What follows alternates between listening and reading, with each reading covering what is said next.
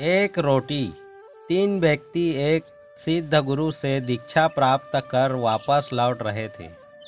गुरु जी ने उन्हें आध्यात्मिक ज्ञान के साथ साथ व्यवहारिक होने का भी सीख दी। तीनों तमाम ग्रंथों पुराणों पर चर्चा करते आगे बढ़ते जा रहे थे।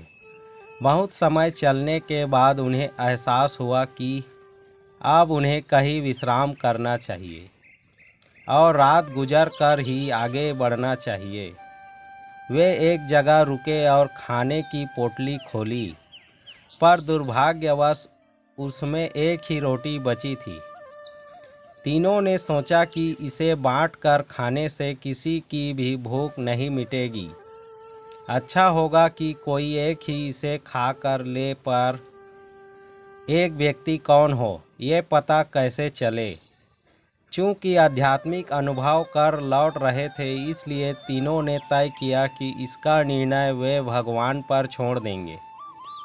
भगवान ही कुछ ऐसा इशारा करेंगे कि समझ में आ जाएगा कि रोटी किसे खानी चाहिए। और ऐसा सोचकर वे तीनों लेट गए। थके होने के कारण जल्द ही सबकी आंख लग गई। जब अगली सुबह वे उठे तो पहले व्यक्ति ने कहा, कल रात मेरे सपने में एक देवदूत आए। वे मुझे स्वर्ग की सैर पर ले गए। सचमुच इससे पहले मैंने कभी ऐसा दृश्य नहीं देखे थे। असीम शांति, असीम सौंदर्य मैंने हर जगह देखी, और जब मैं भ्रमण के अंतिम चरण में था तो सफ़ेद वस्त्र पहने एक महात्मा ने मुझे कहा, पुत्र, ये रोटी लो, इसे प्रसाद समझो और अपनी भूख मिटाओ। पहले व्यक्ति ने अपनी बात खत्म की ही थी कि दूसरा व्यक्ति बोला, कितनी अजीब बात है।